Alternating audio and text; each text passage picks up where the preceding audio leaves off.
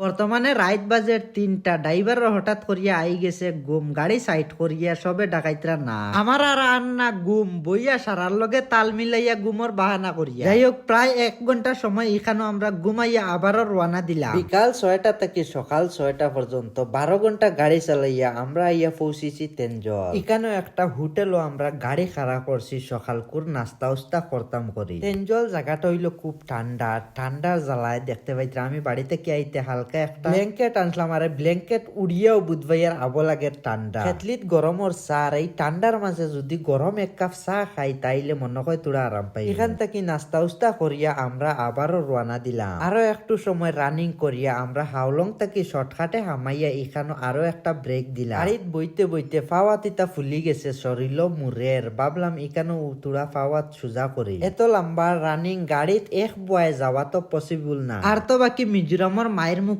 Turning গিগুন লইতে সময় মাথা সাথা কিচ্ছু জায়গাত থাকে না, যার কারণে এইরকম আরো অনেক জায়গাত আমরা ব্রেক দিয়া দিয়া ফাওয়াত সোজা করিয়া করিয়া তোরা রেস্ট লইয়া লইয়া আমরা রানিং করি। এখান থেকে রওনা দিয়া আমরা আরো অনেক সময় জার্নিং করার পরে আমরা ইয়া পাইলাম বুয়ালতে। এখানেও একটা বাতর হোটেলও আমরা ব্রেক দিলাম। এখন আমরা এখান থেকে খাইমু ভাত, আর এই হোটেলটা খাস করিয়া আমার কাছে খুব বেশ ভালো লাগে, খানি খুব মজা লাগে এখানোর নিরামিষ খানি, আর আমি নিরামিষ খাইতে তোরা বালা পাই, যার কারণে এই হোটেলে যাওয়া আওয়ার সময় আমি ব্রেক মারি। তারপরে এখান থেকে আমরা খানি উনি খাইয়া আবারও রওনা দিলাম। আরো একটু আগে আইয়া পাইলাম বড় লম্বা একটা গাছ পড়ি গেছে রোডের মাঝে। রোডের উপরে তারা ফাড়ো গাছ কাটিছিল, আর গাছ এগু স্লিপ করিয়া আইয়া পড়ি গেছে রোড। দেখলাম গাছ কাটটা মানুষিতাই খুব উড়াউড়ি কতরাই গো হরাইবার লাগে। তারপরে আমরা ওইখানে গিয়া ওগো 7 বল দিয়া ওগো গাছ ওগো হরাইয়া রাস্তাটা ক্লিয়ার করলাম। শুধু আমরা নাই, আরো 2-1টা মিজু গাড়ি আসলো আমরা লগে, তারাও 7 বল দিছই নিকানো। একচুয়ালি মিজোরামের মানুষের মাঝে ও একটা খুব বেশ বালা গুণ আছে কিতা, সেও যদি কোনাখানো বিপদ পড়ে তাইলে তারা খুব জলদি আগুইয়া মানুষরে সাহায্য করে, চাহে মিজু হোক আর বাঙালি হোক, যে কোনো মানুষরে তারা সাহায্য করে। এখন আছি আমরা টইপুই বস্তি, আর সামনে ক্যামেরাত খুব সুন্দর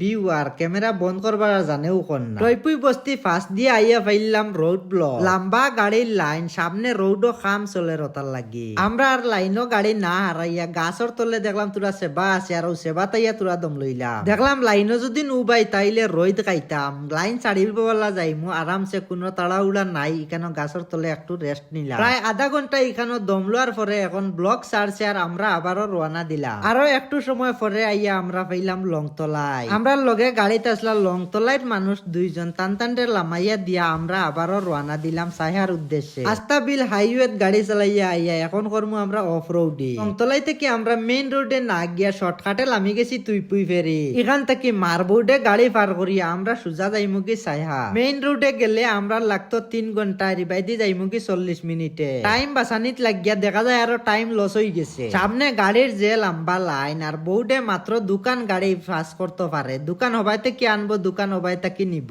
এই লম্বা লাইন 1 ঘন্টায়ও শেষ হইব করি বুঝবাইয়ান না। এই জায়গাটা অ্যাকচুয়ালি অনেক সুন্দর, আর এই নদীর পানি টাইম তো আরো বেশি সুন্দর। এখানে বোর্ডে গাড়ি পার করতে সময় একটা গাড়িত লাগে 300 টাকা। অনেক সময় ইন্তজারের পরে ফাইনালি আমরা গাড়ি বর্তমানে লোড হয়ে যার বোর্ডও গাড়ি মারবোর্ডও লোড হয়ে গেছে, আর তারাও আই গেছেন ভাড়া নেবা। তারারে 300 টাকা ভাড়া দিয়া স্কুল ভিডিওটাও আমি ওখানে শেষ করিলে। ইয়ার দেখা হইব নেক্সট কোনো ভিডিওটা কিলে লাগলো কমেন্ট অবশ্যই জানাইও।